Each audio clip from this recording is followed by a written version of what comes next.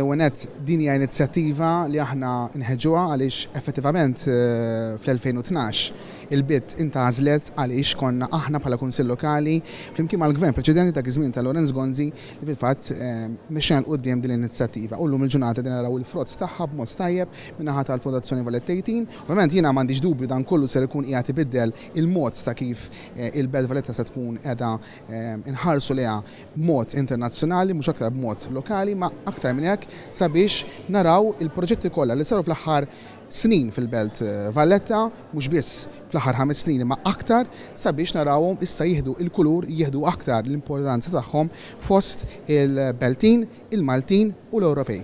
Bla dubju dan kollu għandu jgħin sabiex inkattru aktar il-viżibilità tal-Belt Valletta anke mal-aspett turistiku. Għandna nħeġġu aktar l-element turistiku fil-Belt Valletta, għandna prodott biex niftaħru bih, il-Beltin qegħdin jilqgħu dan it-titlu tant prestiġjuż u dan it-titlu tant prestiġjuż jista' jgħin sabiex inkomplu nsaħħu l-element turistiku li huwa aspett importanti ħafna għalina l-Maltin li huwa pilastru fl-ekonomija tagħna.